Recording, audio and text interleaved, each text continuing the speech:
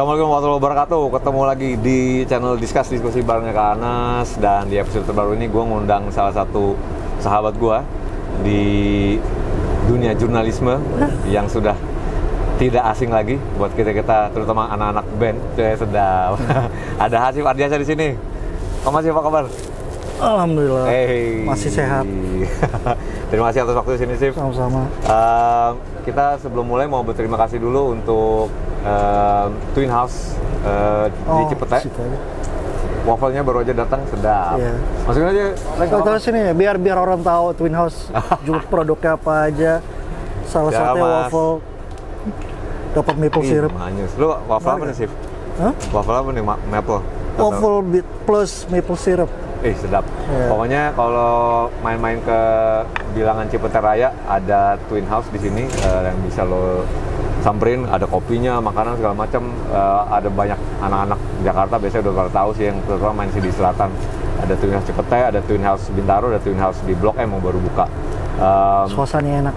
Nah, kalau lagi cuaca enak. Baru hujan lagi. Yeah. Becek-becek mendung. Itu sedap. Tapi kita ngajakin Om Hasif nih sekarang ngobrol. Akhir-akhir dulu nih, Sif. Lu apa nih? Pasca berhenti dari Rolling Stone.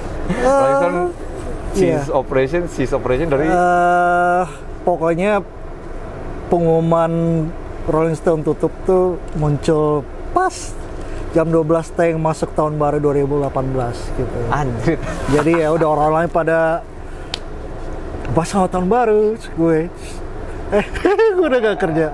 Maksudnya gue udah tahu udah mau tutup, cuma kan kita nggak baru mengumumkannya ya pas tahun baru itu. Jadi gue ingat banget, gue pas malam tahun baru ya kebetulan gue lagi nonton Malik and the Essentials, acara tahun baruan gitu. Terus ya udah mereka kelar main udah nggak ada Rolling Stone lagi. Ya udahlah. Tapi ya begitulah emang.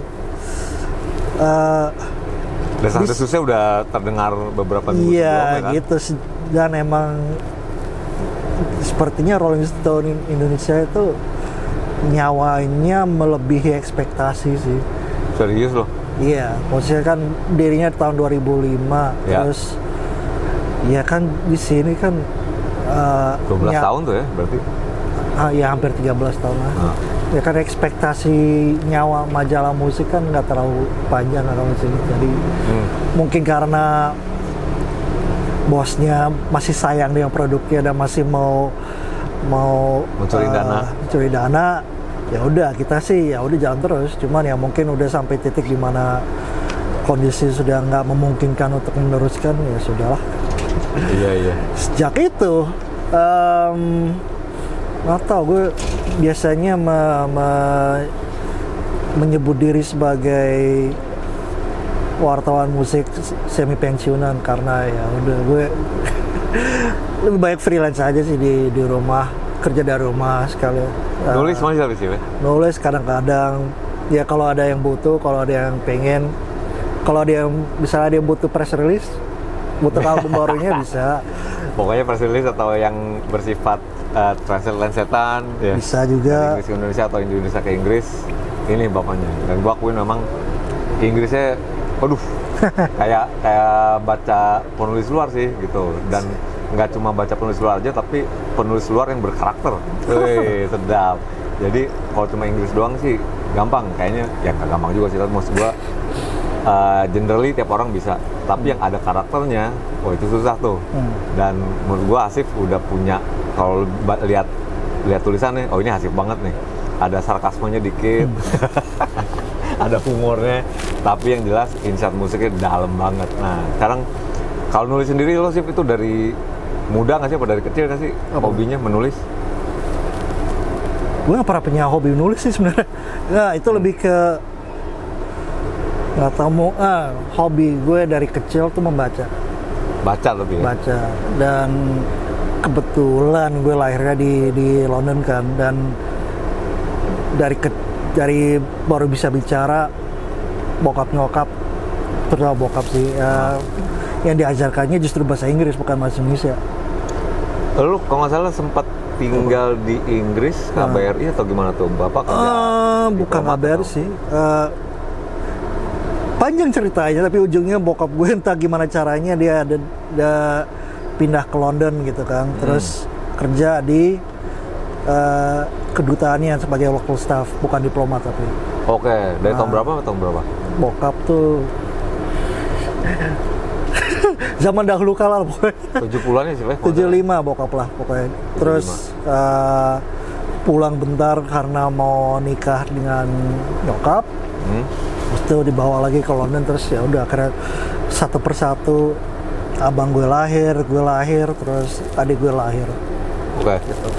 Lu ada 3 bersaudara ya? Ya. Hasif, Halif, Hanif. Ya. Urutan bener nggak? Hanif, Hasif, Halif. Hanif, Hasif, Halif. Ya, nama lengkap sama persis beda 1 huruf. Tapi nama komplitnya beda nih. Lu Iya, enggak, cuma beda 1 huruf doang. benar, Hasif Ardiasa. Hanif Ardiasa, Halif Ardiasa itu belum lengkapnya banget, dan Lengkapnya lengkapnya ada- banget sama aja. Ada Fado Fadol Arafah. Arafah, ya. Itu bernapaskan Arab banget tuh. Gimana ceritanya sih? Ya bokap dulu anak pesantren, Oh. bokap juga, jadi dan kuliahnya di Arab juga gitu, jadi ya bisa dibilang cukup Islami lah bokap. Jadi pastinya itu ingin diwariskan kepada anak-anaknya juga gitu. Terwariskan kah? Kayak ketertarikan nama Islam. Relatif sih itu. Lalu menulis si Halif, menulis juga Halif Halif. mah di agensi ya sempetnya. Gue sempat Iya. di Ogilvy Iya, juga gitu. iya. Hanif apa sekarang? Hanif kerja di perusahaan multinasional, sekarang di London dia, kembali ke tempat kelahiran. Balik. Iya. Tapi lu lahir di Jakarta? London. Enggak, Oh, di London? Semuanya di London. Tanggal tahun? Perlu ya? Iya dong. 16 September kalau dia mau ngirim hadiah. 16 September. Nah. Tahun-tahunnya ntar tahun segitu lah ya. Ya gitulah. 16 September ada di London. Dan lu ngalamin tuh jadi besar di sana. Berapa tahun di sana sih? Gue sampai umur 7 tahun. Sampai sampai tahun 87. Sampai tahun 87. Oke. Ya praktikly lu mengenyam edukasi di sana juga sempetnya. Ya preschool lah, TK sama sekolah Indonesia di sana, tapi itu kan kayaknya nggak ada sekolah Indonesia yang formal atau resmi gitu kan. Jadi kayak menyewa sekolah sana gitu, dan cuman hari Sabtu. Ada apa? Hari Sabtu doang. Ada satu doang. Nah, jadi Senin sampai Jumat ya di sekolah Inggris pada umumnya, baru Sabtunya sekolah Indonesia. Nggak tahu deh kalau sekarang, tapi zaman dulu seperti begitu. Ya menurut lo itu juga emang bentuk basic kefluensian bahasa Inggris lo mungkin ya? Oh iya, Gitu. pastinya. 87 lo balik ke Indonesia. Oh enggak. Oh? Bokap dapat pekerjaan di Arab Saudi, jadi Arab Saudi. Oh, nggak langsung ke Indonesia tuh? Enggak. Ke Saudi dulu. Saudi. Berapa lama lagi tuh sih? Gue pribadi 6 tahun. Soalnya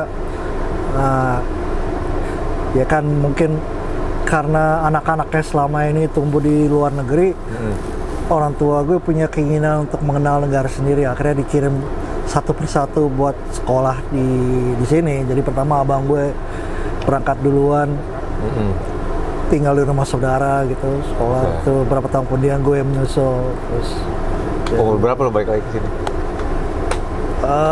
gue pindah ke sini 2 SMP, berarti umur 12 13 ya. 14-an lah ya? Ya, gitu. Masuk ke SMP negeri atau di mana? Enggak, pusat. Al-Azhar pusat, swasta. Al-Azhar pusat. Ada kesulitan nggak adaptasi kultur atau gimana? Dan apakah lo udah lancar belum bahasa Indonesia dulu? Kalau bahasa Indonesia gue mulai bisa tuh kelas 3 SD di Arab Saudi. Soalnya gue sekolah Indonesia kan. Maksudnya tahun pertama belum bisa, pas masuk sana kelas 2 SD baru kayak butuh setahun untuk adaptasi ke bahasa Indonesia gitu kan. Nah, begitu pindah ke Al-Azhar ya bahasanya bisa, cuma mungkin culture shock karena ya selama 6 tahun tinggal di Arab yang ya secara kehidupan anak mudanya jauh berbeda lah dibanding di sini gitu. Serius kayak gimana? Lebih bebas ya atau gimana? Di sini iya, di sana kan ya justru di sini kan. Oh gitu. Arab Saudi ya, walaupun gue di Jeddah yang kota lebih santai dibanding Mekah atau Madinah, tapi ya tetap aja kayak ya gue selama 6 tahun di sana hari sekolah gue, hari kerja tuh bukan Senin sampai Jumat, tapi hari apa ya? Oh,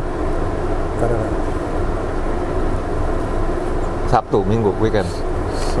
Sabtu ya? Sabtu. Shit, kok gue lupa. Jujur Sabtu sampai Rabu. Jumat libur kan kalau salah? Enggak ya? Kamis, Jumat libur.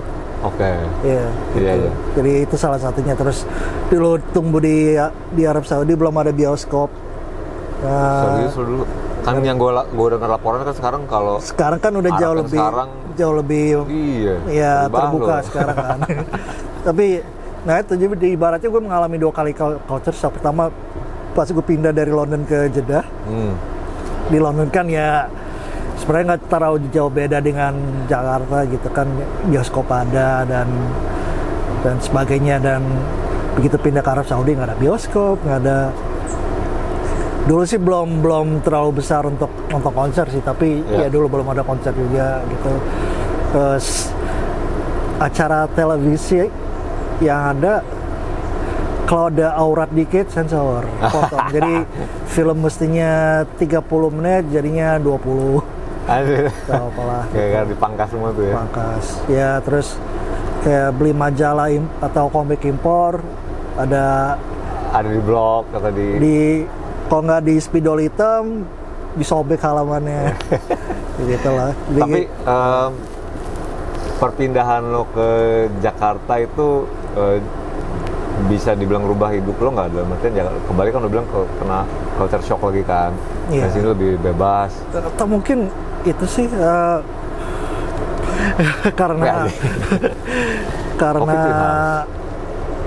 gue masuk ke sekolah Islam kali ya, jadi nggak segitunya juga. Iya. Culture shock-nya masih tetap banyak perbedaan gitu kan, dan tapi ya gitulah. Sambil makan sih. Iya, mungkin kalau gue masuk negeri mungkin bakal lebih shock lagi karena lebih majemuk kali itunya. Lebih berasi latar belakang orang-orang yang gue temukan, sedangkan gue pindah sini masuknya ya ke sekolah swasta yang rata-rata muridnya kelas menengah ke atas gitu, jadi ya kurang lebih steeple lah, nggak jadi dengan yang di Arab gitu. Jadi mungkin gue bisa dibilang kelas menengah juga, upper middle class. Jadi ya udah nggak terlalu berat untuk beradaptasi, lebih ke membiasakan diri dengan bahasa sehari-harinya, maksudnya istilah-istilah gaulnya. Lo bilang sebenarnya kalau particularly menulis sebenarnya nggak langsung muncul, tapi lo lebih tertarik baca. Mulai umur berapa tuh mulai ada ketertarikan baca, dan buku apa yang meninggalin impresi dalam buat lo yang pertama lo baca?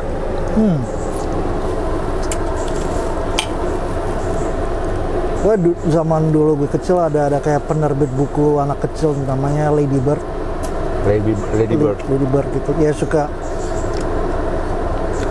menerbitkan buku-buku cerita pendek gitu, kayak Three Little Pigs kan? Salah satunya ya macam-macam itu lah, macam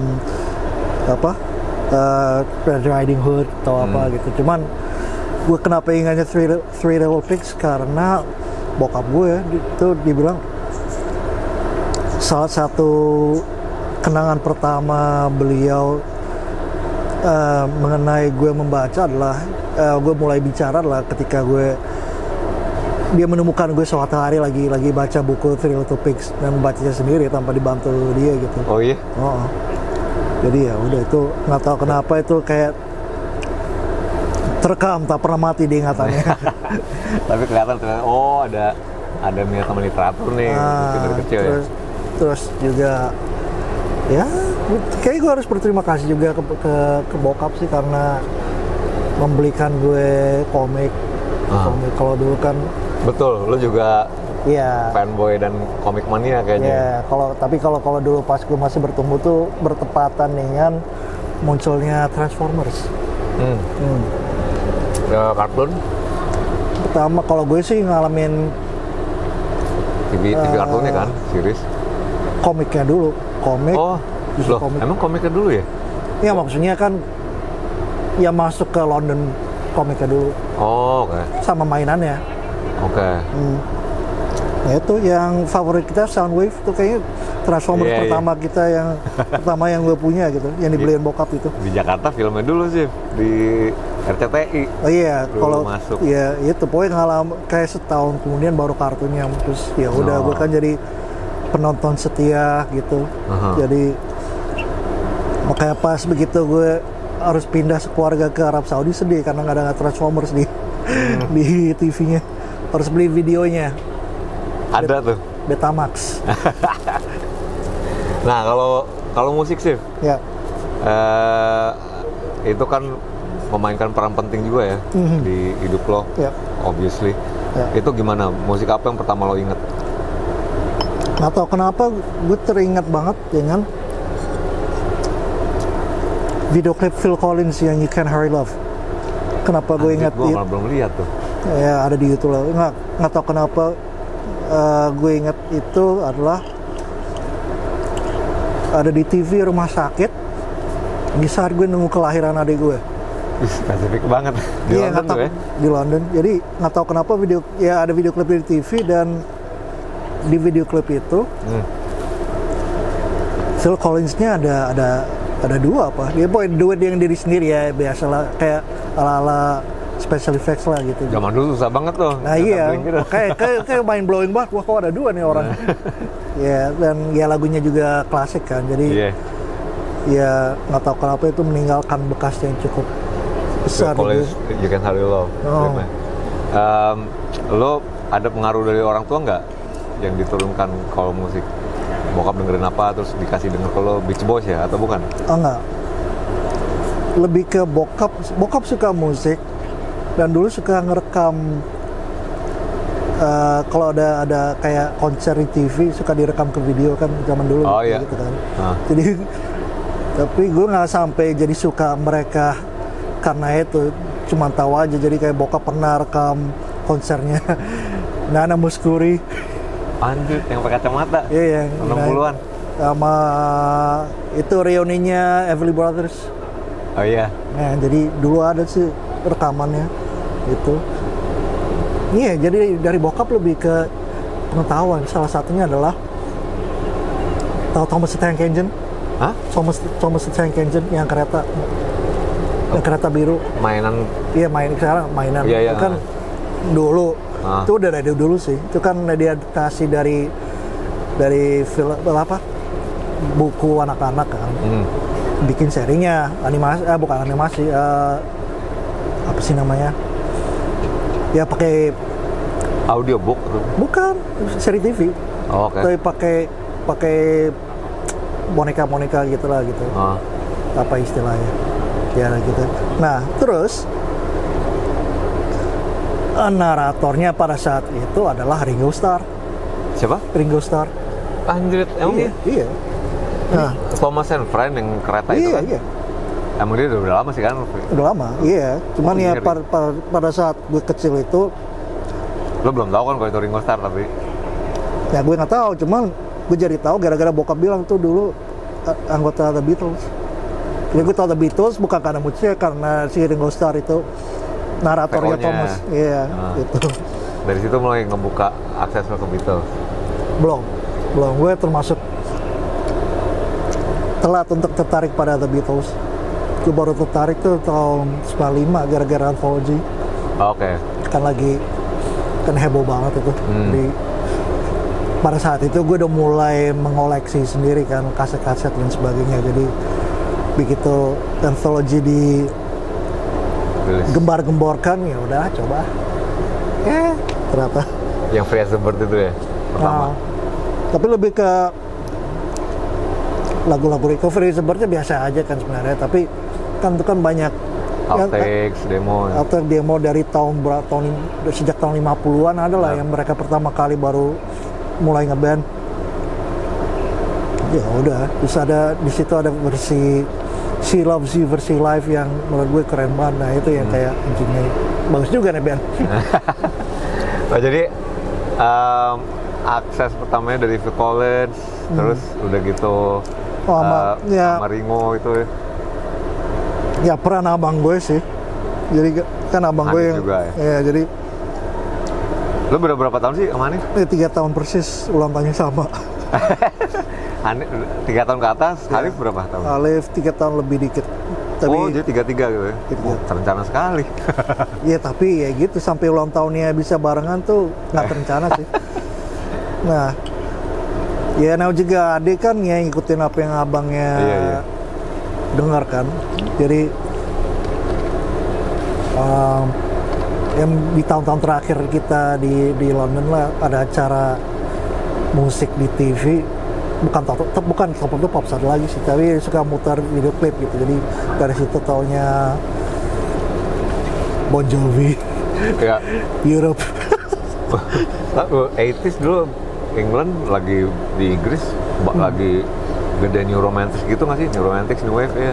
Oh iya, tapi ya gitu, mungkin gue masih terlalu kecil untuk masuk di gue, baru masuk di gue tuh berapa tahun dia pas sudah telat lah. Oh, tapi dari Hanif diliatin video-video glam rock itu. Iya. Bon Jovi Europe. Nah terus kita pindah ke Arab Saudi, dapat hadiah. Jadi dulu tuh nyokap gue itu jadi pengurus sebuah tempat penginapan milik kedutaan Indonesia, namanya Wisma Siswa Merdeka. Itu biasanya jadi tempat penginapan buat mahasiswa Indonesia yang lagi sekolah di sana. Terus kadang pemain bulu tangkis juga nginep di situ. Jadi dulu nyokap menyimpan clipping surat kabar, artikel tentang Rudi Hartono nginep di situ. Nginep di situ dan ada fotonya sama nyokap gue. Oh iya. Tapi di situ di Arab sendiri gimana ini lama musik, maksudnya terbatasnya juga nggak kalau dulu dibatasin nggak?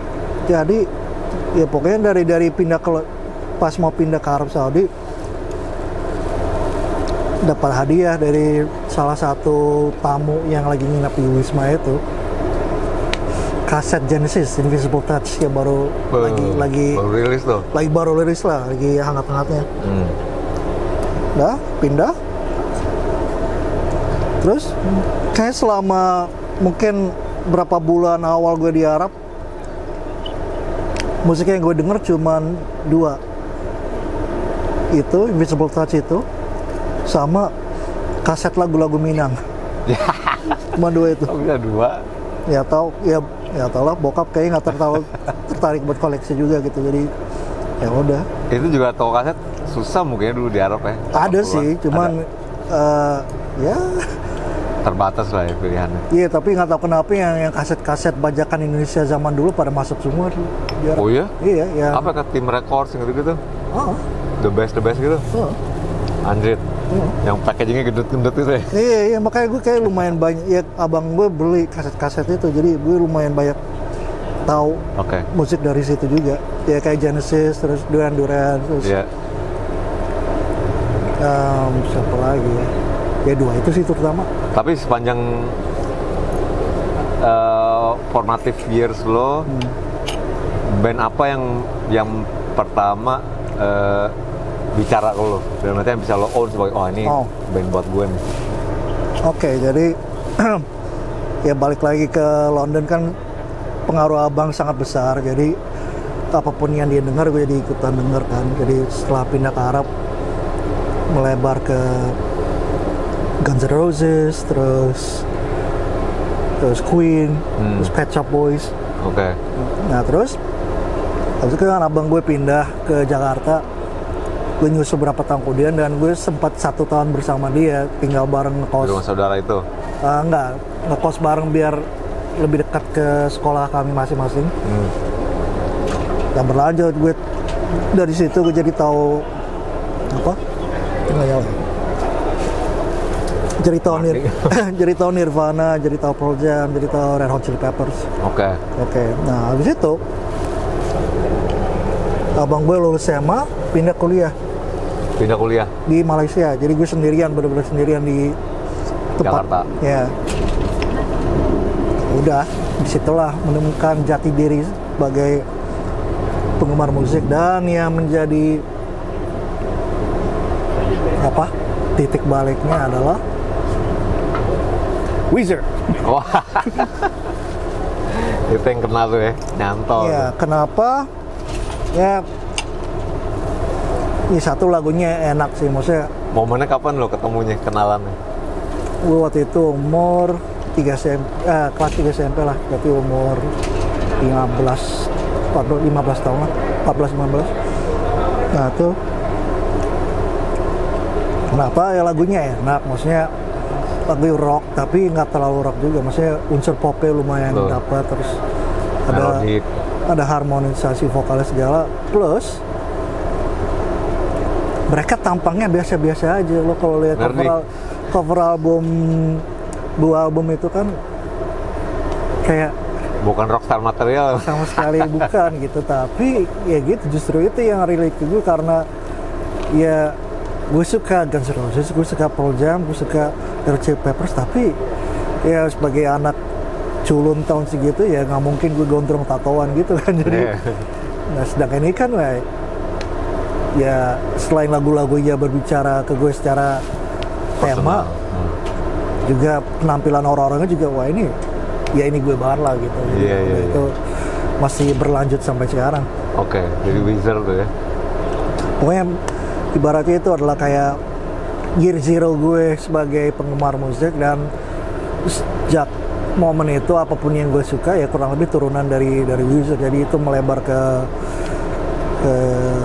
Beatles, melebar ke Ash, Teenage Fan Club, dan masih banyak lagi. Pokoknya gue tuh sucker for vocal harmonies.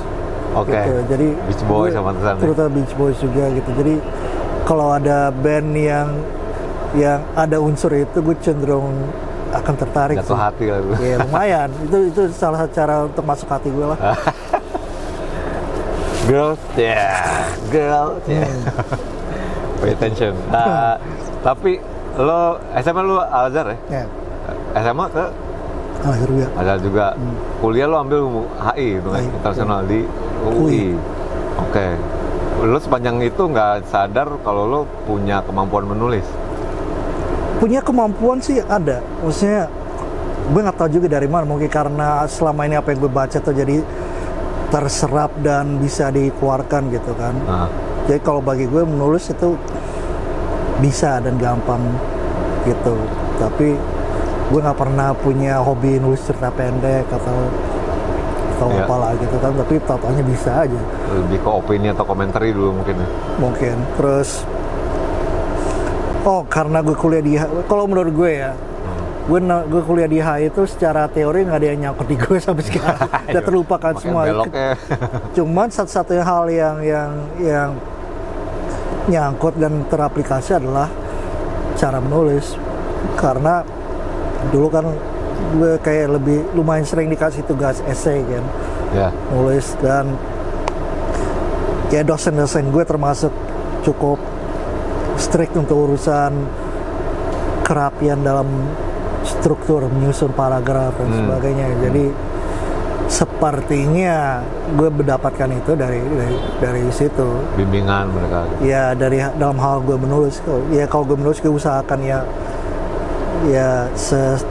tertata serapi mungkin lah. Iya. Sementara membaca lo masih aktif baca ini itu, maksudnya itu juga kan jadi referensi mungkin ya. Apa tuh? Baca apa? Ya apapun mungkin, maksudnya kayak buku atau novel. Gue kayaknya gue udah lupa kapan terakhir kali gue beli buku yang ada hubungan dengan musik.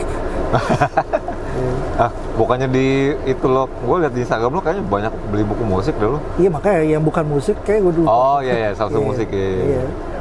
Tapi di sepanjang SMA kuliah itu juga mungkin lo ngebaca, tapi mungkin sifatnya lebih ke publikasi tentang musik ya, majalah mungkin gitu ya. Majalah itu lumayan besar perannya juga, ya kan? Iya. Karena penulisan lo, kalau menurut gua reportase banget sih, bukan reportase maksud gua ya jurnalisme banget. Mungkin karena itu yang jadi titik referensi lo ya. Apalagi kan gue tumbuh di era Britpop meledak. Dan lumayan banyak majalah musik impor dari Inggris kan ketika itu, ada Q, Select gitu kan. Jadi ya gue pengen Select dulu cuma udah nggak ada kayaknya. Ada posternya lah gitu. Q juga udah nggak ada kan. Iya. Walaupun masih bertahan sampai 2018 gitu. Sampai wah, begitu ada pandemi Q mati. Iya, betul. Gitu. Sayang banget ya. Sayang, cuman ya gitulah. Iya. Begitulah perjalanan progres selalu makan korban. Nah, lu kelar kuliah tapi 98 lu sih, masuk UI ya? Iya. Kelar 2004. Lanjut. Nyantai banget kan? Makara tuh, mahasiswa karata. Iya, itulah. Tuh kayak berarti pas udah kerja segala lu masih kuliah dong statusnya waktu itu?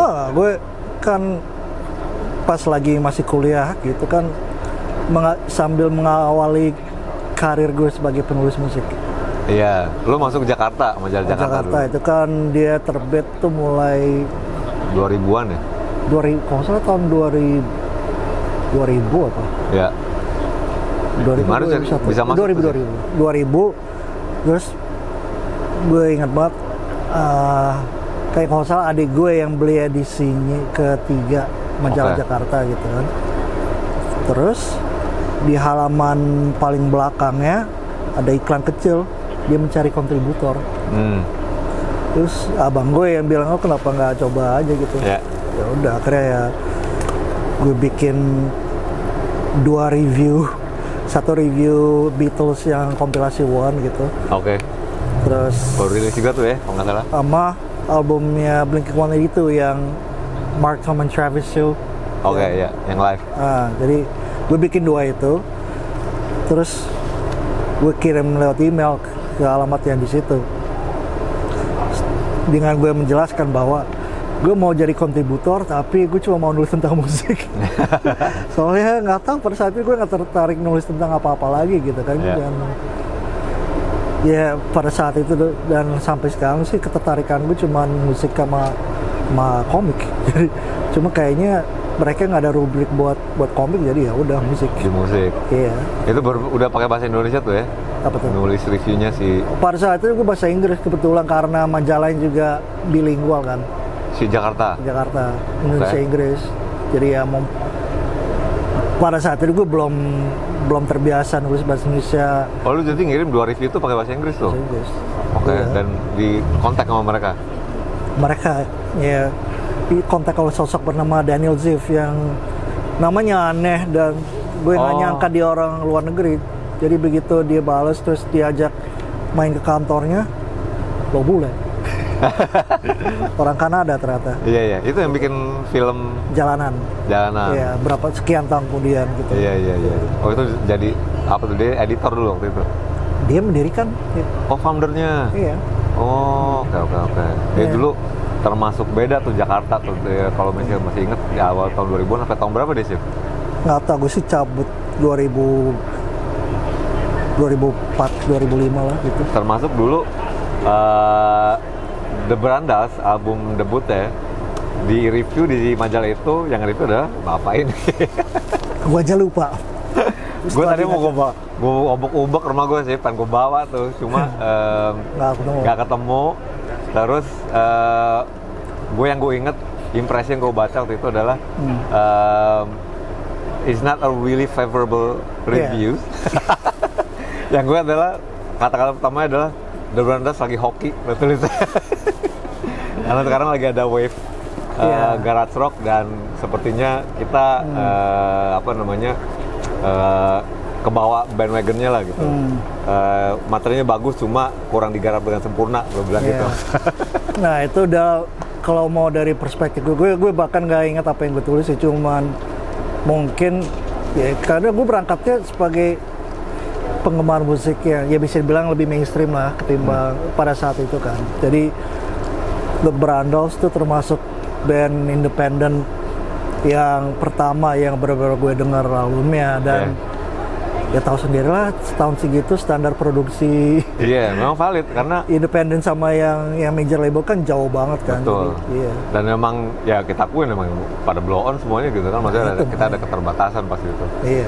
Tapi itu adalah salah satu media yang pertama nge-review albumnya kita, karena ya gue ingat tadi tuh ya, lo seingat gue itu lo pertama banget tuh.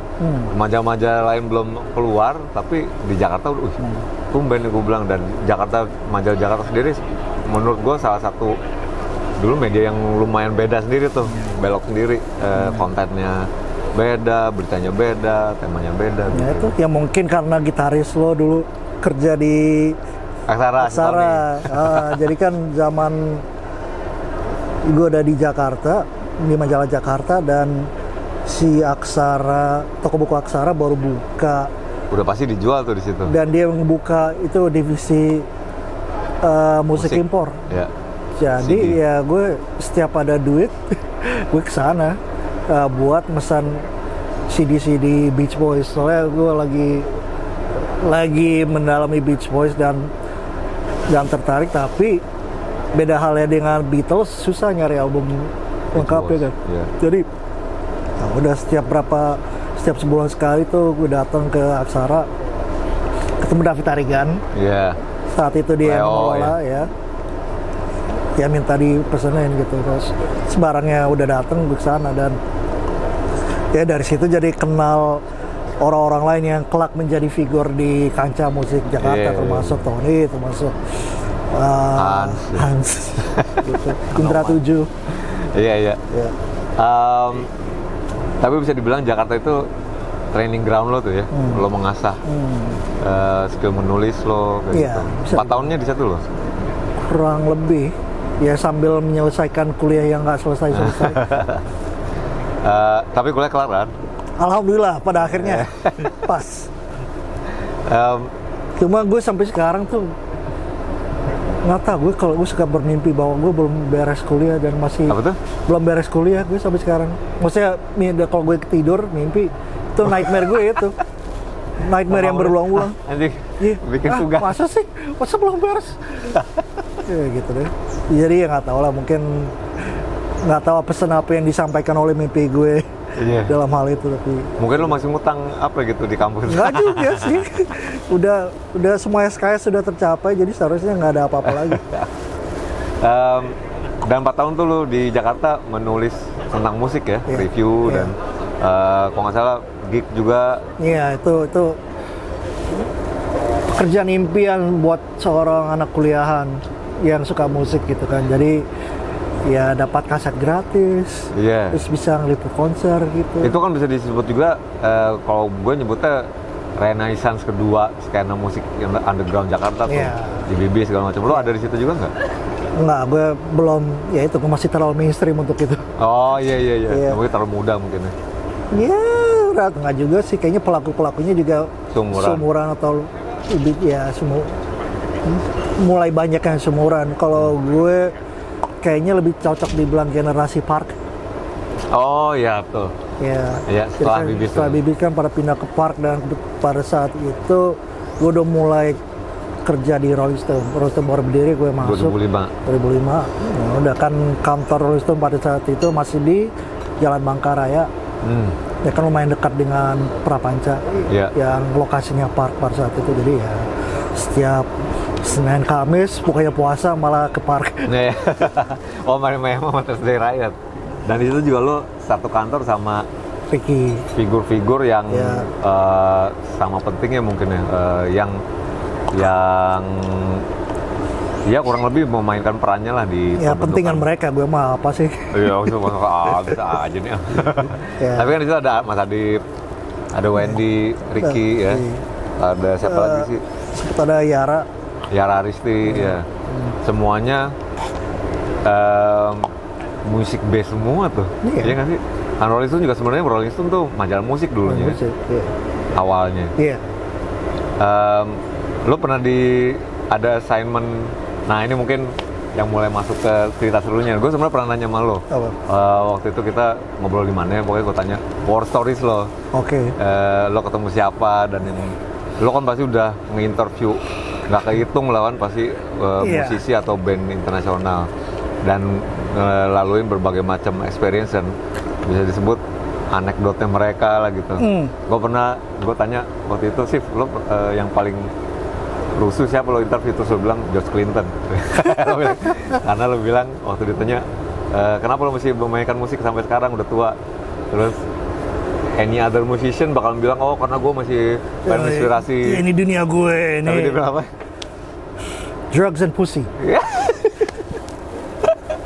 Anjing udah tua. Nggak, paling absurd sih soalnya gue itu kan tidur ya tengah interview. Pas di Java Jazz kan tuh 2017 atau 2018 pokoknya tahun-tahun enggak 2007 apa 2008 gitu.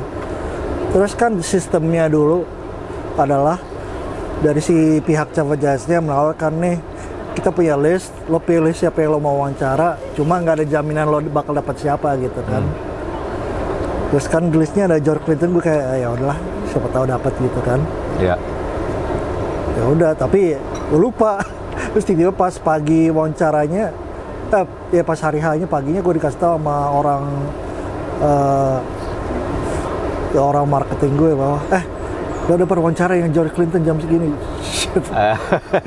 Gue mau nanya apa ya, jadi bener-bener ya flying blind sih sebenarnya pas yang wawancara kan sebenarnya gue nggak terlalu ngikutin George Clinton Parlemen juga. atau Maksudnya gue pasti tahu dia siapa kan, tapi nggak detail lah gitu. Ya nggak segitunya, jadi ya udah. Jadi begitu bisa tiba jam waktu wawancaranya kan masuk dibawa ke ruangan yang di lantai bawahnya JCC kan. Buka, udah serasa kayak di film Star Wars yang lo ketemu Jabba the Hutt gitu kan, dia dulu dia belum kurus kan, sekarang kurus kan, dulu kan masih gendut terus rambutnya masih warna-warni gitu kan. Ya udah, udah duduk ngobrol bla bla bla, terus ya mungkin karena gue pada saat itu ya gue wawancara masih sambil lihat list ya daftar pertanyaan gitu kan, jadi nggak ngeliat ke dia terus kan. Tiba pas gue lagi baca pertanyaan nunggu jawaban kok dia tidur. Gue kayak awkward gitu, terus gue harus gimana, gue harus bangunin apa? Iya. Terus akhirnya kebangun, terus dia jawab, terus barulah. Soalnya salah satu hal yang gue baca adalah musiknya Parlemen kan masih di sample, masih dipakai buat ya macam-macam lah, masih di cover kah gitu kan. Jadi kan seharusnya dia di umur segitu nggak perlu tour yang terlalu gimana amat sampai ke Indonesia segala kan. Dia kan seharusnya sih bisa istirahat aja di rumah, ngongkang kaki nunggu royalti masuk kan. Makanya gue tanya, jadi kenapa lo masih melakukan ini? Dan dia ekspektasi mendapat jawabannya ya mau gue mau ngapain lagi atau musik adalah hidup gue. Nih enggak, drugs and pussy. Gue kebayang ngomongnya tuh. Drugs and pussy. Terus apa lagi sih yang ini soal kita maksudnya lompat dikit ya. Wawancara sebutkan apa tuh? Sebutkan. Wawancara impresi apa lagi yang paling meninggalkan impresi buat lo? Oh, ini. Jadi kan ya lo tau gue penggemar Manic Street Preachers kan. Iya. Oh, ini pernah cerita juga tapi nggak apa-apa deh. Terus? Iya, jadi mereka konser di Singapura. Ya berangkatlah. Jadi pagi-pagi disuruh ke hotel ya buat wawancara kan. Jadi pagi-pagi udah di lobi hotel gue sama Mila, fotografer gue. Sama si Yara nonton gitu. Terus ya lagi duduk di lobi ya, nunggu kehadiran mereka, tiba-tiba ting, suara lift kebuka pintunya, mereka berjalan bertiga. Ya udah kan, terus disuruh masuk, suruh satu lift sama mereka gitu kan. Oke. Gue sama Mila mau naik buat sesi foto. Iya. Soalnya lo semananya Nicky Wire tuh kan jagung banget. Ya ada fotonya sih kalau ntar bisa dikasih lihat. Pokoknya oh ya gue ingat soalnya gini, lo dapat wawancara dengan artis yang lagi tour itu, lo belum tentu dapat semuanya. Maksudnya lo mungkin cuma wawancara dengan siapa, satu orang gitu kan. Dan sedangkan ya lo pengennya foto mereka sebagai band kan, ya gitu. Jadi seingat gue sempat pas di kontak bahwa gue dapat wawancara, gue sempat request bahwa gue bisa nggak mau fotoin mereka bertiga buat di majalah gitu kan. Ya udah akhirnya kayak diselipin, jadi di atas mereka mau wawancara dengan MTV kalau nggak salah, diselipin waktu kayak berapa 1-2 menit lah buat fotoin mereka bertiga. Jadi gue makanya gue sama Mila naik ke atas gitu kan. Nah, jadi masuk kamar, ya udah di setup kayak studio gitu, ada lampunya. Ya si Mila motret, tiba-tiba ya Mila fans juga kan, terus dia ngasih kamera ke gue, fotoin gue dong. Ya udah, jadi foto sama mereka, gue fotoin. Gue megang kamera cepet. Ya udah gantian.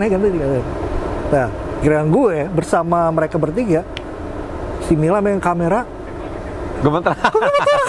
Kan lo yang fotografernya. Sampai gue harus bilang ke Mila, stop shaking, sampai diketawain sama Sri Princess ya kan. Terus akhirnya foto udah kelar, udah. Gue mau turun ke bawah lagi, standby buat wawancara dengan Nicky Wire.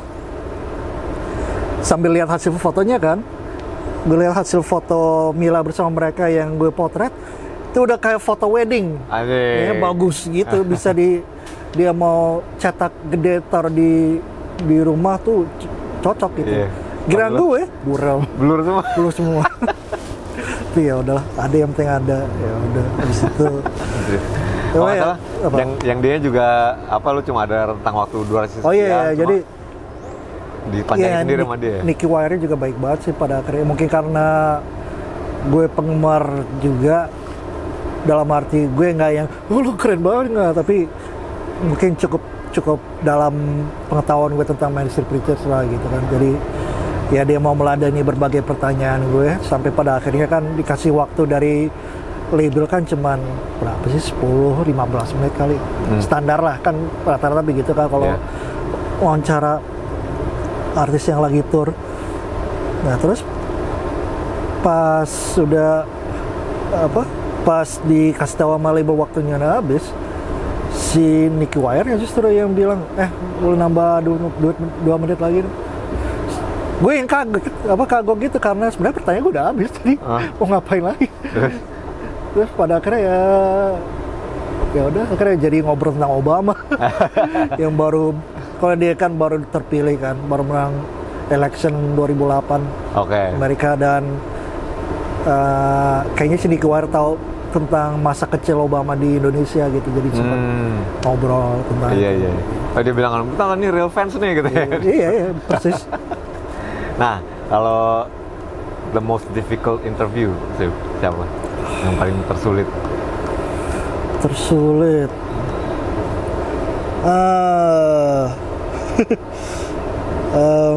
Dalam hal apa nih? Ya mungkin kurang responsif, apa ada attitude-nya gitu. Secara langsung apa secara lewat telepon? Langsung, oke. Soalnya ini gue perlu menambahkan, kalau wawancara buat lewat telepon tuh salah satu hal yang paling gue takutin gitu. Soalnya terlalu banyak hal yang bisa merusak itu ya, terutama sinyalnya jelek atau apalah gitu. Jadi kayak lumayan banyak wawancara gue yang pada akhirnya gagal gara-gara gitu. Tapi ada yang ada happy endingnya itu. Jadi gue pernah wawancara Alex Kapranos, Franz Ferdinand lewat telepon. Kan dia mau main di Embassy Playground. Ya kan, jadi kayak promo buat itulah. Nggak pernah wawancara telepon. Oh, dia lagi di luar negeri tapi ya di rumah, lagi di rumah lah paling gitu kan. Wawancara. Tapi ya gitu, jelek. Jadi kayak anjing. nggak dapat apa-apa lah dari situ kan. Maksudnya dia nggak bisa dengar gue, nggak bisa dengar dia gitu. Nah, mereka band Scottish lah kan, dan nggak, kalau dia relatif gampang dipahami lah. Kalau dia aksennya nggak terlalu Scottish lah gitu. Nah terus selesai, gue kayak aduh bete banget lah kalau nggak mendapatkan wawancara yang oke. Cuman, nah ini kebetulan itu di eranya Twitter mulai rame gitu, ya kan. Uh, Terus nggak tahu kenapa gue punya inisiatif untuk gue DM ke Alex Kapranos. Gue bilang, sorry tadi gue wawancara jelek. Terus kalau boleh pas lo di sini gue mau wawancara lagi bisa nggak gitu. Terus dibalas sama dia, terus bilang, oke, ntar kita atur lagi. Gue kira basa-basi kan, cuman ya gitu. Ya ternyata pas gue follow up mereka, begitu mereka mau datang ya dia masih ingat, dia masih mengiyakan, cuman dia nggak ngasih detail tentang ketemu di mana, jam berapanya kan. Jadi ya udah lu cari-cari cara sendiri tuh. Akhirnya tuh gue ingat pas hari H-nya itu, siang paginya gue lagi di kampus UI Depok sebagai alumni HI. Ya. Diminta bicara kepada mahasiswa baru HI. Gue dalam posisi alumni yang karirnya nyasar. Oke. yang life after HI tapi kehidupannya nggak ada HI sama sekali. Gue ya udah kan, ya menceritakan tentang pengalaman gue, terus tiba-tiba gue dikasih tahu bahwa ya intinya mereka soundcheck jam segini terus ntar balik ke hotel. Ya udah, akhirnya gue dari Depok langsung ngebut ke Ancol. Nungguin di lobi hotel buat mereka datang. Ya udah, jadi akhirnya baru dapat interview yang proper. Yang proper duduk bareng si Alex Kapranos gitu. Dulu menyandang title wartawannya Rolling Stone tuh kayaknya lumayan gitu ya. Dan lumayan prestis. Itu sih, ya kayaknya sih itu lumayan bantu gue dalam mendapatkan wawancara yang lebih eksklusif dan mendalam. Soalnya kan ya seperti yang gue bilang tadi, kalau ada artis yang lagi tur kemari dan dapat kesempatan wawancara, ya waktu lo terbatas banget gitu kan. Ya syukur-syukur lo dapat 15 menit eksklusif ngobrol kayak gini kan, tapi sering kalinya 10 menit dan lo harus bagi-bagi dengan wawancara media-media lain barengan. Jadi kayak rebutan gitu, dan itu ya kurang memuaskan bagi gue. Apalagi gue kan yang tumbuh besar dengan majalah-majalah musik yang mendalam kan. Ya walaupun gue nggak sampai ikut mereka tur kemana-mana, tapi paling nggak gue pengen bisa ngobrol lebih panjang. Dan ya akhirnya ya gue sih cukup bersyukur selama di Rolling Stone gue berapa kali berhasil mendapatkan kesempatan untuk wawancara eksklusif yang lebih mendalam dengan usaha gue sendiri. Oh ya? Iya. Lu cari-cari kasak-kasak sendiri dan Iya, gue langsung ngontak langsung ke merekanya, terus gue kayak pitch, gue dari Rolling Stone Indonesia, gue mau wawancara yang lebih gitu lah gitu kan. Ya udah, itu berhasil tuh. Ya selain Alex Kapranos tadi, wawancara Suede, wawancara Ben Folds, terus pas Weezer kemarin tahun 2013 ya? 2013, gue doang yang wawancara mereka secara one on one, yang lainnya rame-rame. Sama sisanya di press conference. Iya, gitu. Karena gue yang ngontak langsung gitu. Iya. Ya dulu almarhum Ruli kan jurnalis juga, wartawan juga, kan dia ngomong tuh, wah kalau udah Rolling Stone sih udah deh, katanya saingan kita udah susah tuh. Kalau ada mereka biasanya diduluin yang paling lama gitu. Ya mau gimana?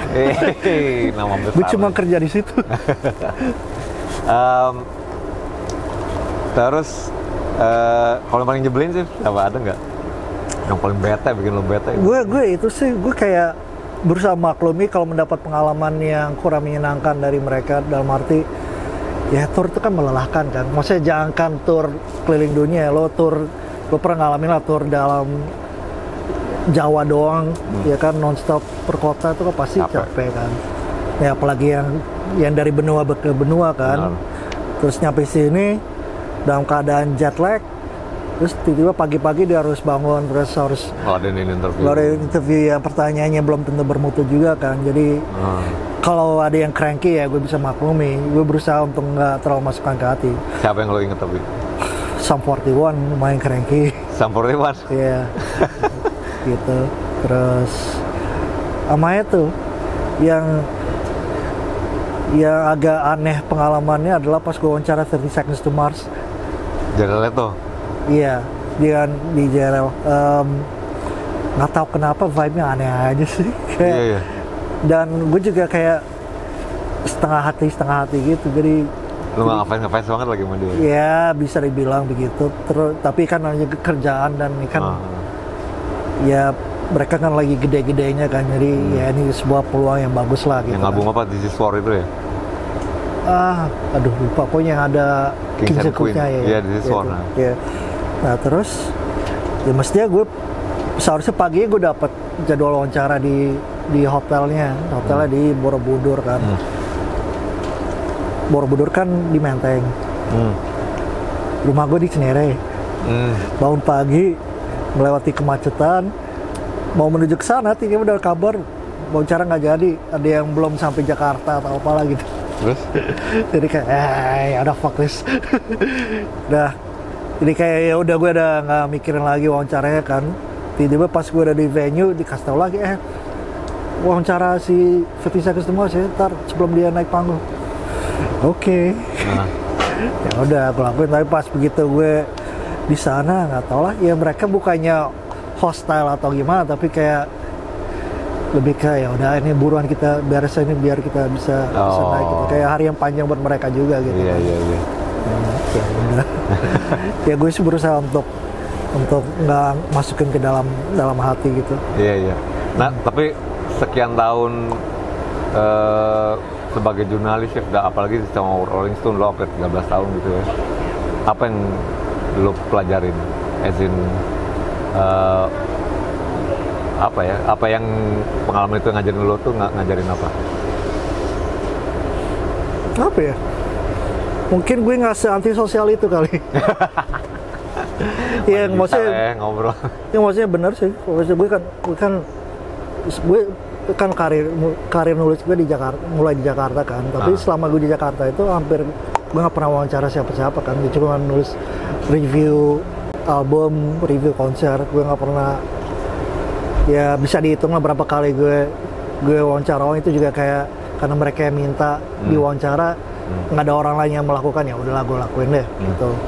Atau paling ngobrol sama artis luar juga pas press conference sebelum mereka konser gitu, karena ya karena gue bisa bahasa Inggris. Ya karena mutu pertanyaan yang lainnya kayaknya kurang, gue merasa kayak gue harus menyelamatkan bangsa gue nih. Ngasih apa kayak ya nunjukin bahwa ya kita cukup representatif loh gitu. Ya gitu deh, biar lo nya nggak benci sama kita pas pulang gitu. Ya udah, nah begitu gue di Rolling Stone ya itu diharuskan untuk ya ketemu orang buat wawancara, ya kan, ya udah, ya learning by doing lah jadinya. Dan ya bisa dibilang bahwa gue jadi punya banyak kenalan dan teman berkat gue di Rolling Stone gitu. Dan emang lo nggak dulu se-antisosial itu, socially awkward sebelum jadi wartawan? Ya mungkin individualis sih kalau istilahnya. Iya. Istilah sopannya individualis. Masih ada sih dikit-dikit aja. Nah, iya. Cuman ya gitu, kayak ibaratnya gue menemukan dunia gue lah yang bisa menerima gue apa adanya gitu. Makanya pas selama pandemi ini lumayan berat karena selain nggak ada konser-konser ya nggak ada sosialisasi juga buat gue. Ternyata lo butuh kan juga ya. Ya lumayan. Ya nggak cukup cuma melihat orang pada ngapain lewat media sosial atau cuma WhatsApp gitu kan, itu nggak cukup untuk mengisi kekosongan kan. Makanya begitu udah mulai ada gig-gig lagi kan, ya musiknya menghibur, tapi yang lebih penting lagi adalah nongkrongnya. Iya. Ya kan? Lo sendiri kan terlibat di musik juga sih. Lo tergabung sama Monday Math Class. Lo sempet ikutan sama Acong, Dendi, jadi backing musiciannya, terus ikut sumbang lirik juga. Itu terjadi secara organik atau? Organik sih. Dan lo nggak ngerencanain gue pengen jadi musisi nih gitu? Ya mimpi apapun yang mungkin pernah gue punya untuk menjadi musisi gagal dengan menyadari bahwa gue nggak punya skill. Masa lo kan main gitar? Ya tapi untuk level Serdandi kan ya nggak usah jago juga kan. Iya gitu. Ya untuk itu sih makanya gue masih berani jabanin karena dia gitu. Iya. Nggak mungkin gue main buat berandal. Iya. atau Adams mungkin. Lu sempat nge-managerin Ya. The Adams, Begitu Milioner. Iya. Itu juga bukan karena gue minta untuk jadi manajer, mereka minta gue. Oh, oke. Karena lagi nggak ada manajer pada saat itu dan gue ya dengan bodohnya mengiyakan. Karena cukup nekat untuk seseorang yang ada. Iya, ada pelajaran yang gue dapat tendensi. dari itu adalah gue nggak pintar untuk manage orang. Ternyata nggak sembarangan ya. Iya, iya banyak, maksudnya ya itu hal yang kompleks lah lo kalau mau jadi manajer sebuah band, apalagi band gitu dengan individu yang Waduh, rumit banget itu karakternya. ya, lo tahu sendiri lah gitu kan, lo udah ngalamin berapa manajer rontok kan. Iya. Gitu deh. Sip, yang gua notice juga adalah cara penulisan lo tadi yang gue bilang berkarakter, kebaca passionnya lo lah musik itu, terutama di musik dan komik tuh ya, sinema, komik, pop culture juga kayaknya lo ini banget gitu, dan itu lo passion lo gitu, kerasa. Sampai dulu lo pernah nulis tentang nge-review salah satu gignya Bara Suara, di mana lo menyuarakan ketidakpuasan lo atau ketidakpuasan lo sama penonton yang kurang apresiatif dan dan keluar ini Nggak usah sebutin lah itu. tapi menurut lo kita kekurangan jurnalis nggak sih di Indonesia yang sepassionate lo? Kalau menurut gue jarang lo tuh satu di antara 1000 lo. Ada beberapa mungkin, tapi ya kalau gue lihat orang ya dia lagi, Wendy lagi, pemain-pemain lama lah gitu. Dan gue belum ngelihat ada regenerasi yang sehat gitu. Palingan ada kayak yang baru-baru Reno, Rio Tantomo kayak gitu. Cuma yang sekarang malah mungkin itunya sih. Ya mungkin. Kenapa tuh menurut lo? Mungkin gue beruntung gue mendapatkan wadah yang tepat untuk itu, untuk menjadi hidup gue. Oke. Untuk sekian lama gitu kan.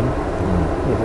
Kalau gue perhatiin mungkin ya kebanyakan orang yang mungkin bisa menulis sekarang gitu kan, yang entah itu buat blog atau buat website atau apa, ya mungkin umur mereka nggak terlalu panjang, mungkin mereka nganggap ya serius, tapi lama-lama kayak gue nggak bisa hidup dari sini atau apa gitu, ya kan?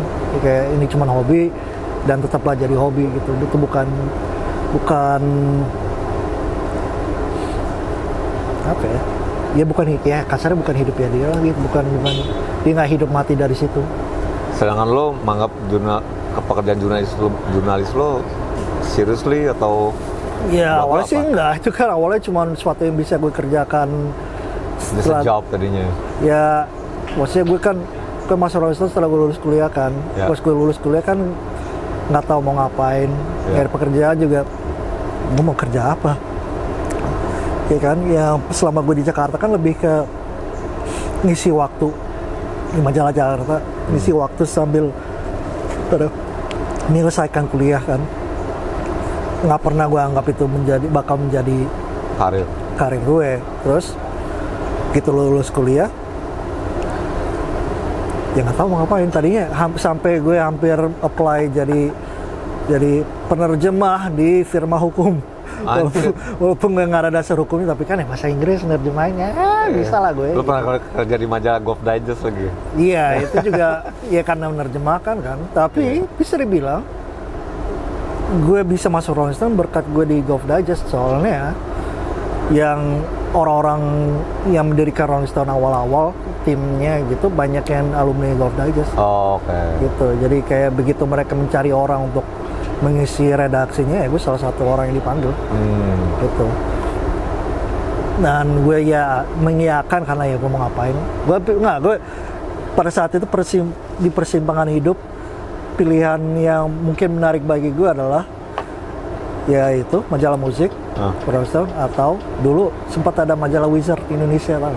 Wizard Indonesia? Wizard. Oh, Wizard, anjir ya? Iya kan? Sempat ada kan? Iya. Sebagai penggemar komik kayaknya itu cocok buat gue, tapi nggak tahu. Pada saat itu pun gue merasa bahwa musik lebih lebih aman kali ya, lebih sustainable dibanding komik. Dan ternyata benar kan, kalau mau Dion sih Wizardnya tumbang kan, iya. Dan nggak tahu, gue masuk Rolling Stone juga nggak dengan ekspektasi gue akan melakukan itu selama itu. Gue cuman menjalankan aja. Tapi kapan momen yang lo nyadar, oh ternyata agak sama jurnalis gitu, itu kapan tuh? Nah itu nggak tahu sih, ya gue nggak pernah merasa ngamar sebagai jurnalis per se juga gitu kali ya? Iya, ya karena di kepala gue jurnalis tuh ya orang yang melakukan liputan yang serius, yang bahkan bisa menyangkut urusan hidup mati gitu, kayak orang di Tempo, orang di Kompas, kita berita proper. Kalau ini kan ya lu menulis tentang musik kayak passion lo di situ. Iya, sesuatu yang seharusnya menghibur lah gitu. Walaupun gue lumayan serius dalam membahasnya, tapi ya gitu.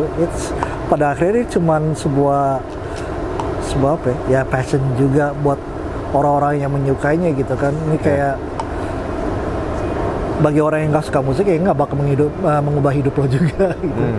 Lo kayak gue bilang tadi sih, lo ada karakter sendiri lah menurut gue. Kalau menurut gue penulis yang bagus tuh yang begitu lo baca berapa kalimat, oh lo udah tahu nih orangnya siapa gitu. Nah tapi lo sendiri ada, mungkin nggak bisa bilang pengaruh influence ya, tapi buat lo ada nggak penulis favorit lo? Yang pengaruhin lo mungkin, atau cara nggak sadar, atau ya simply lo suka aja gitu? Kebanyakan dari ya penulis-penulis di media musik luar sih kalau gue. Siapa tuh? Kayak ya apalagi kalau gue di Rolling Stone kan dulu gue selain nulis kan gue menerjemahkan artikelnya ke bahasa Indonesia kan. Jadi dari situ kan kayak ya lama-lama jadi familiar dengan gaya penulisan macam-macam. Jadi kayak salah satunya Rob Sheffield kan. Oke. Kalau itu siapa? David Fricke ya? Kalau nggak salah. David Fricke, tapi itu dua tipe dalam hal mereka bahasanya sangat berbunga-bunga dan susah diterjemahkan secara literal gitu. Jadi ya begitu dapat tulisan dari mereka berdua tuh pasti kayak aduh ini maksudnya gimana ya? Iya. Harus baca berulang kali sampai gitu. Wartawan. Cuma kalau si Rob Sheffield bawanya lebih humoris gitu. Gitu. Ya gue lebih suka Rob Sheffield sih. Siapa lagi? Brian Hyatt juga itu kayak Brian Hyatt. Itu ya salah satu yang paling sering dapat jatah bikin cover story-nya gitu. Ya udah gitu. Kalau Inggris suka nggak lo? Kayak gue suka sih sama Nick Kent tuh. Iya.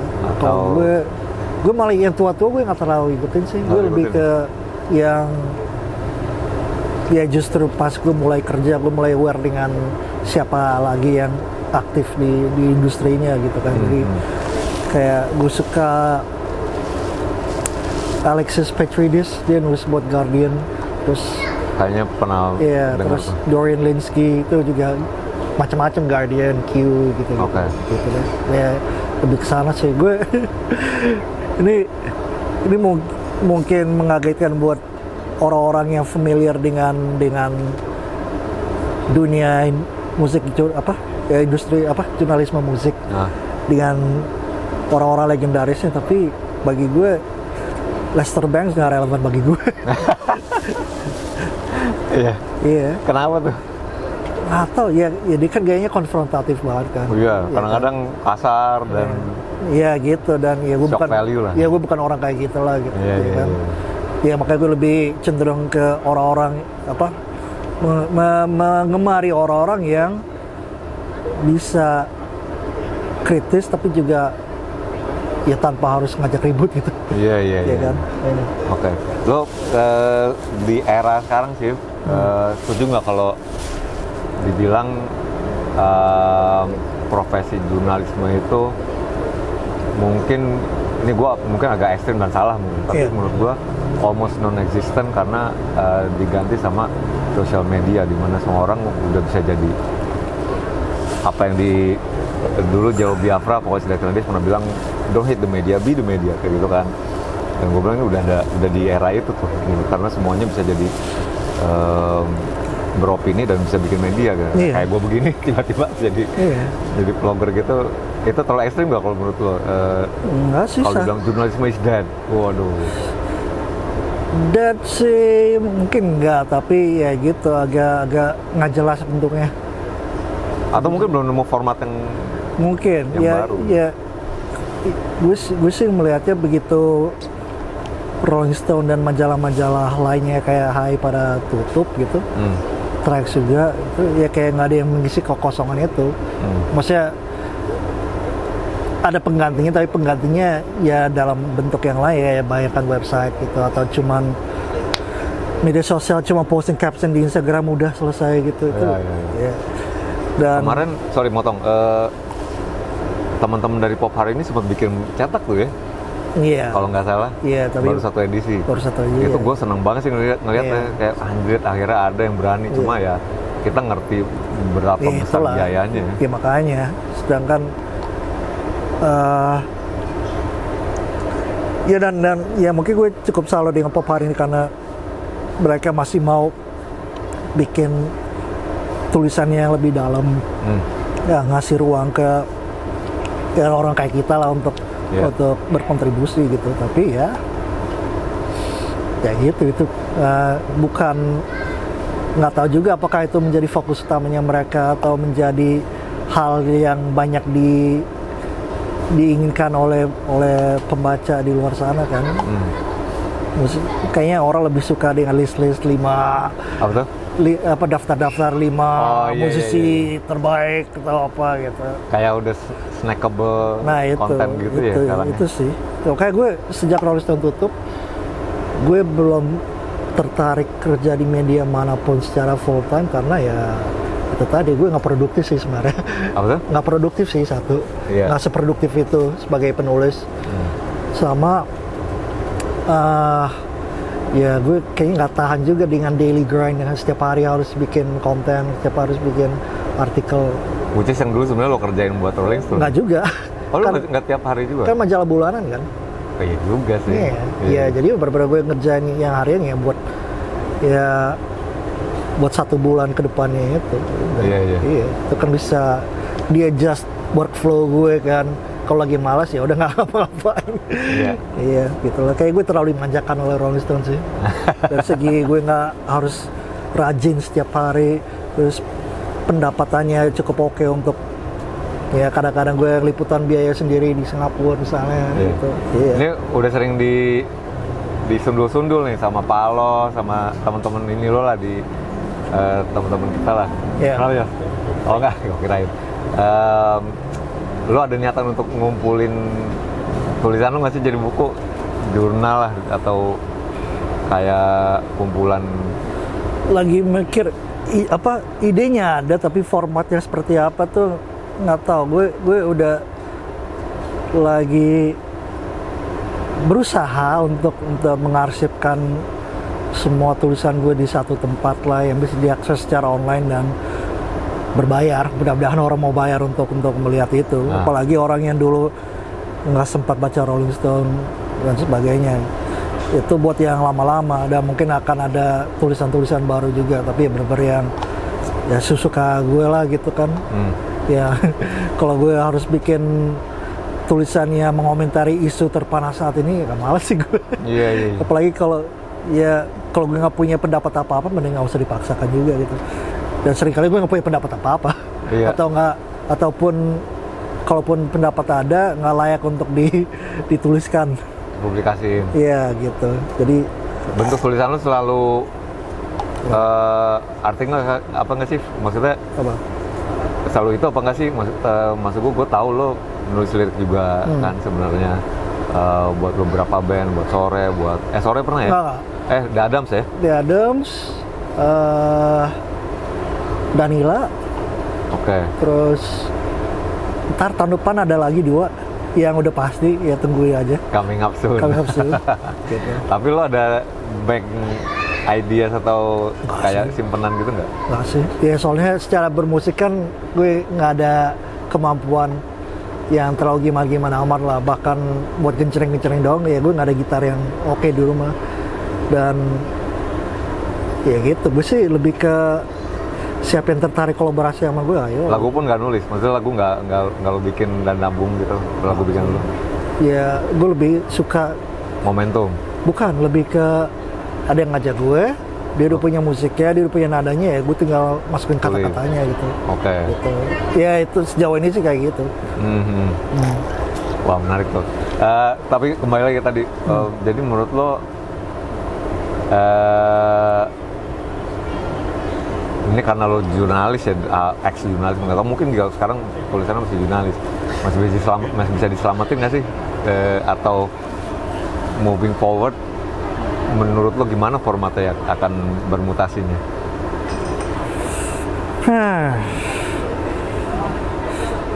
Nggak, kalau gue lihat sih, lo kalau mau serius atau apa, kalau mau kredibel kali ya, atau kalau mau dianggap orang tuh lo nggak boleh cuman meliput satu sisi doang gitu. Dalam arti ya penulis banyak, ada aja, maksudnya mungkin nggak banyak tapi ada aja, tapi cenderungnya cuman membahas yang side stream aja gitu, yang independen gitu. Jadi kayak ibaratnya mainstream nggak tersentuh mereka. Sedangkan ya sebenarnya ya, kalau mau dicari banyak banget lah yang bisa dibedah dari industri musik dan artis-artis secara keseluruhan. Gitu. Iya, kalau kayak dulu kan di Rolling Stone kayak gitu kan, kita kan nggak mandang lo mainstream, gue nggak mau bahas lo, ya, atau lo terlalu indie buat kita, nggak kan. Jadi nah itu ya mungkin kurang terisi kekosongan itu. Maksudnya si Popari ini lumayan mengisi, cuman ya gitu. Iya juga ya. Masih perlu banyak. Itu, ya. Ya kan? Karena yang salah satu yang gue perhatiin dari lo adalah lo kayak almost as if kalau buat lo itu cuma ada musik bagus dan musik nggak layak mungkin. Kalau menurut lo, gue sih mau ngeliat tulisan-tulisan lo ya, karena lo nggak ngemilah-milah, nggak tau bedain tuh. Lo masih nulis tentang Shalom Seven, lo masih nulis tentang Dewa dan Gigi, dan juga band-band underground kayak gitu. Iya, ya selama gue suka ya gue, dan gue tergerak untuk menulis sesuatu ya gue akan menulis. Iya. Ya, kalau nggak tergerak ya mungkin nggak suka atau nggak menarik atau apa ya. Band yang lagi yang buat lo worth untuk di apa ya, lo band lagi lo suka deh sekarang dan buat orang-orang untuk didengerin, siapa sih sekarang? Gila, banyak saksinya. Gue nggak. Gue tau lo banyak banget tuh di Instagram, cuma menurut lo ini keren dan orang-orang mesti tahu nih. Iya. Kalau baru semalam ya gue nonton ada band namanya Ranu Pani. Ranu Pani, oke. Ya gue udah suka musiknya dari tahun berapa? Dari awal pandemi kali ya. Baru tahu musik mereka, tapi kan nggak sempat nonton mereka karena ya akhirnya baru sampai kemarin, dan bagus. Maksudnya musiknya bagus dan secara live juga oke lah. Itu kayak psychedelic tapi yang lembut gitu. Oke. Iya, gitu. Terus lagi. Kalau yang tua-tua, ya seperti gue sempat, ya gue nonton kemarin juga, weekend kemarin tuh ada band namanya The Rain, terbentuknya di Jogja. Tahu The Rain. Iya kan, terus udah pada pindah Jakarta nih. Mereka itu salah satu band paling underrated lah. Iya kan, kayak bagus mereka sebenarnya. Bagus, tapi ya itu kayak posisinya nanggung, nggak pernah superstar kayak Shalom Seven dan sebagainya. Dan walaupun sekarang mereka jalan sendiri secara independen juga, ya mungkin kurang cool untuk anak-anak indie juga gitu. Dan kalau mau diucapkan kayak kangen band atau apa, kayaknya belum tentu rame juga. Iya kan, ya bisa dibilang, ya gue akuin bahwa, ya mungkin banyak orang juga mengakui bahwa kangen band, Raja, Wali itu lumayan berutang pada Ucup. Iya. Kiki Aulia Ucup, ya. Karena disorot lagi ya. Ya, dan dikasih panggung di tempat yang sebenarnya mereka segan kan, kayak Synchronize kan, takut dicemooh kan seperti selama ini terjadi di Jakarta, tapi dikerenin. Iya, jadi bisa diterima, orang jadi nggak nganggap itu guilty pleasure lagi, pleasure aja. Iya. Ya kalau The Rain menurut gue nggak masuk itu. Ya pleasure doang buat gue, dan seharusnya ya menurut gue seharusnya lebih banyak orang aware sama mereka. Iya. Oke. Wah, menarik tuh, Sif. Lu pernah ikut ini nggak sih, tur-tur? Lu pernah ikut sama Beberapa. Tomorrow People Ensemble ya ke Jepang ya? Jepang. Yang luar negeri apa yang dalam negeri? Yang luar negeri, Oh, kalau menurut gue ya Tomorrow People sama Tokyo ya. Tokyo sama Yokohama. Ah. Apalagi yang lo kangenin sih dari Kehidupan di Rolling Stone atau ya just being a journalist in general gitu. ya gue harus akuin sih, walaupun ya mungkin lo akan ngira gue cukup up to date dengan musik baru-baru lah, tapi sebenarnya nggak juga, karena kalau di rumah sendiri nggak ada teman diskusi kan. Iya. Sedangkan dulu di kantor kan kalau ada yang baru kan bisa langsung coba denger ini atau apa, atau lagi ngetik sendirian tiba-tiba dari ruang sebelah ada yang pasang lagu apa kan, jadi penasaran Apa nih gitu. nah itu yang salah satu hal yang gue Komunalnya. ya rindukan kan. Jadi ya kalau sekarang kan kayak gue bukan korban algoritma itu. Iya, jadi algoritma internet. Jadi ya kalau gue mau mendengar dan mencari sesuatu ya karena gue memang meniatkan itu. Oke. Ya kan, entah bagaimana caranya gue tahu tentang mereka dan tergerak untuk mendengar, tapi kalau nggak ya paling denger itu aja sih sebenarnya. Lo source musik lo sekarang dari mana? Kalau mau nyari ini musik baru kayak ini kan apa? Olivia Rodrigo, gua apaan tuh sih bro? Ternyata penyanyi baru, anjir gue sampai nggak tahu tuh. Tapi lo biasanya nyari berita musik tuh dari mana? Iya nggak bisa dipungkiri media sosial lah gitu kan. Dia masih mengikuti media sosialnya situs-situs musik kayak media musik kayak Pitchfork, Stereogum, Rolling Stone juga yang luar. Dan mereka juga generally nggak ngemilah-milah tuh ya, maksudnya mereka yang ya, dari akses gede sampai yang kecil di makin kesini ya makin ya kayak Pitchfork kan dulu kan yang indie banget kan. Terus sekarang ya mainstream pun dapat porsi yang cukup gede lah gitu. Ya itulah. Ya dari situ lah. Iya. Kalau yang lokalnya ya paling dari teman-teman juga lah. Ya kayak kan pasti setiap hari Jumat ada rilisan baru, orang pada nge-post gitu kan. Karena oh iya ya. Ya kan kalau DSP kan digital streaming platform kan biasanya hari Jumat. Oh ya, baru tahu gue. Baru tahu.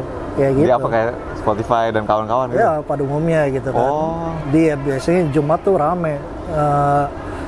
Wah ini album barunya ini, lagu barunya ini, ya udah kalau dia kalau ini kira-kira menarik baru gue dengar, kalau enggak ya angin lalu. Iya. Ini beberapa pertanyaan terakhir nih. Musik Indonesia terutama lokal gitu, industri lokal itu kan pasti landscape yang berbeda banget dari waktu lo masih aktif sama Rolling Stone. Taruh lo kayak 5 tahun yang lalu kayak gitu kan. Menurut lo sekarang state-nya kayak gimana keadaannya, dan juga ini agak-agak ini banget sih dan mungkin terlalu besar pertanyaannya, tapi prediksi lo akan mengarahnya seperti apa nih nanti struktur?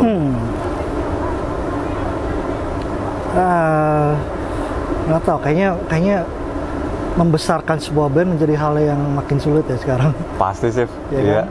Maksudnya dari dulu, tapi sampai sekarang pun begitu. Makin sulit menurut gua. Iya, dengan berbagai kompleksitasnya, dengan sumber daya yang harus dikeluarkan untuk itu, ya kan.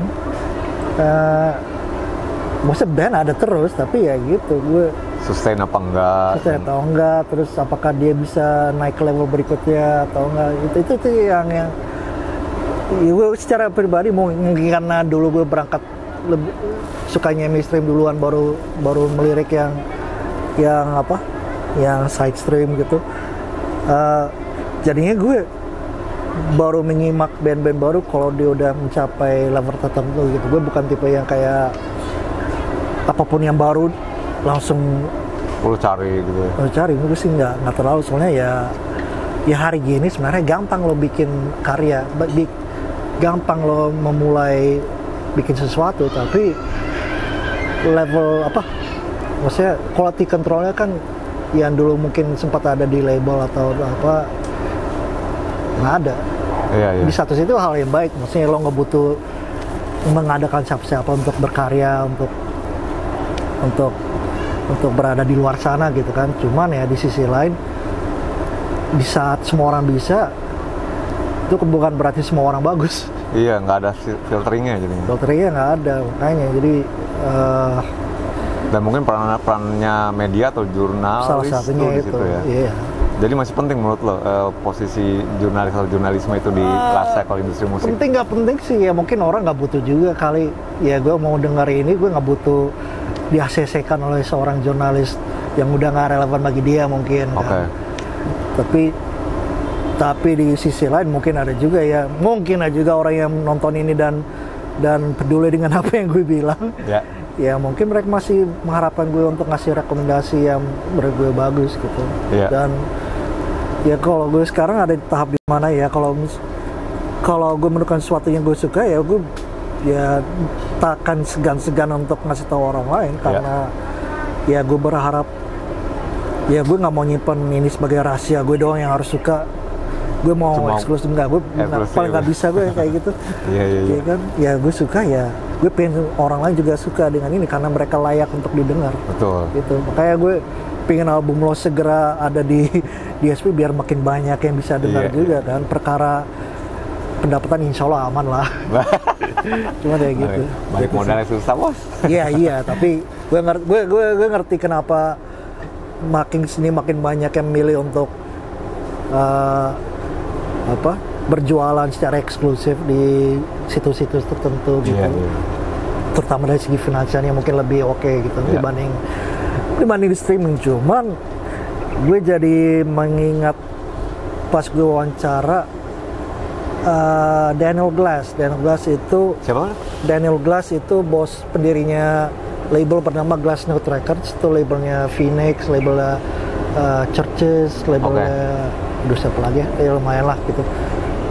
Nah, gue wawancara dia itu 2014 di Music Matters Singapura. Oke.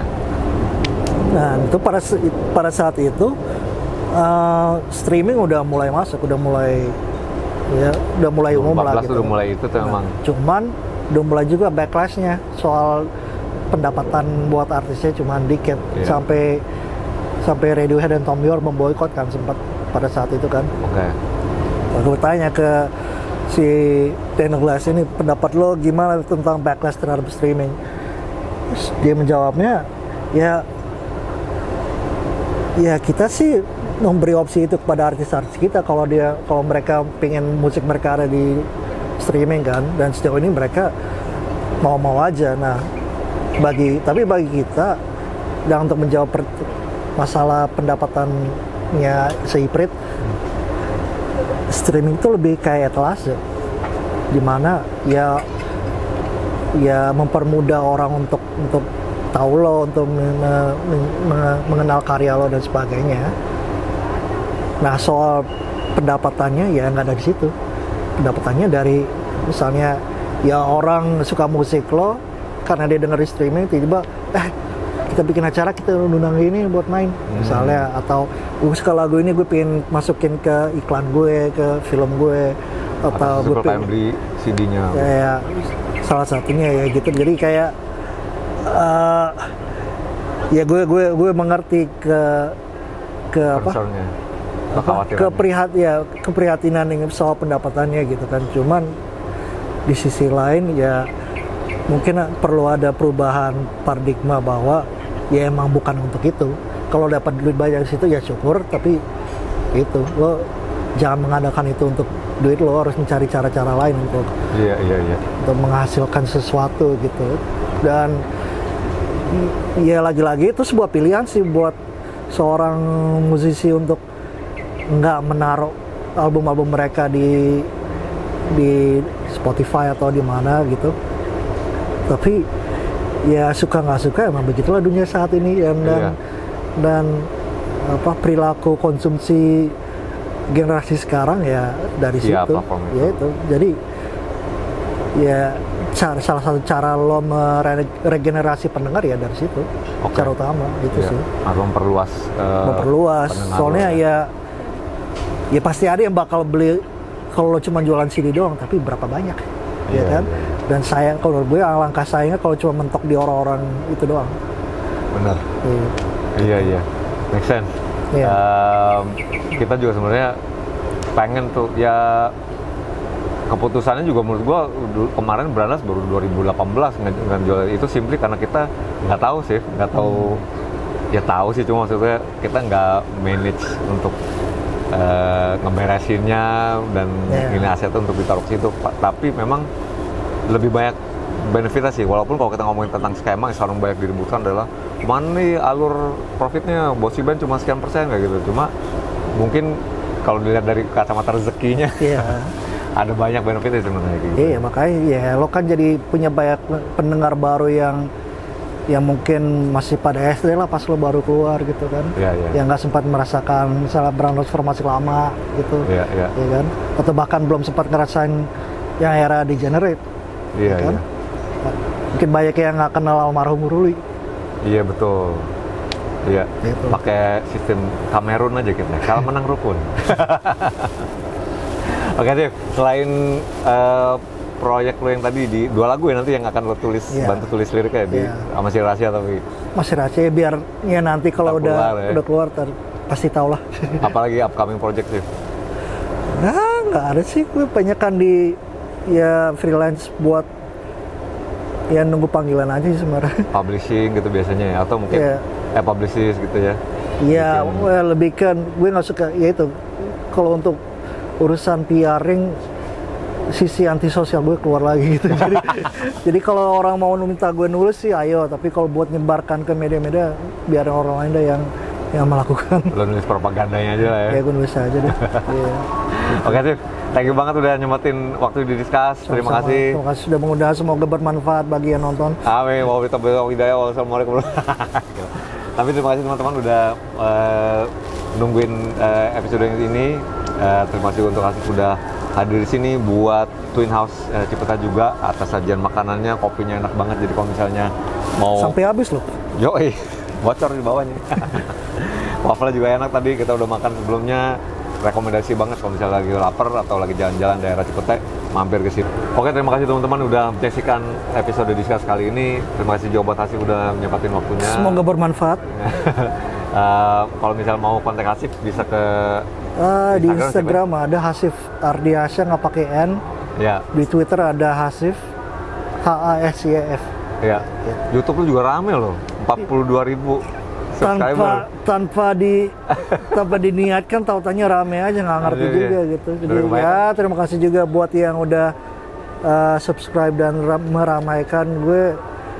Ya itu tadi gue nggak serius juga kan, cuma modal HP doang terus biar gampang upload gitu, tapi ternyata banyak yang berterima kasih juga ya. Iya loh, karena ini menurut gue librarian yang sangat teliti. Ada banyak materi berandas, footage dia punya, gue nggak punya.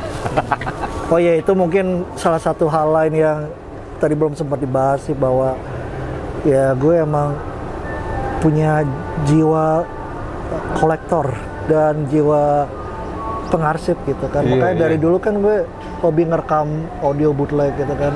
Betul. Nah, soalnya songlist juga ya. Ya, soalnya sayang sekali pada saat itu ya belum banyak punya kesadaran itu gitu.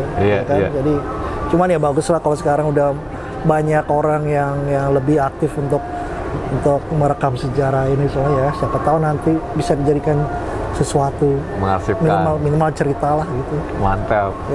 Coba dicek deh di YouTube ya Hasif, subscribe kalau bisa. Hasif Ardiasyah. Hasif Ardiasyah, banyak rekaman band-band. Udah berapa lama tuh lo punya tuh YouTube ya? Udah lama kayaknya. Baru beraktif 2018 lah. 2018, anjing cepet juga ya. Iya, nah itu berkah Silon Seven. Dia nggak penggemar militannya yang bejibun. Ngeri. Jadi jangan cek semuanya ya. Terima kasih juga untuk Twin House tadi untuk makanannya. Kalau misalnya lo lagi di Cipete bisa langsung ke sini, atau juga ada 3 sebenarnya di Bintaro, Cipete sama Blok M. Oke. Terima kasih untuk perhatiannya, dan juga ketemu lagi di episode berikut Discuss. Assalamualaikum warahmatullahi wabarakatuh. Ciao.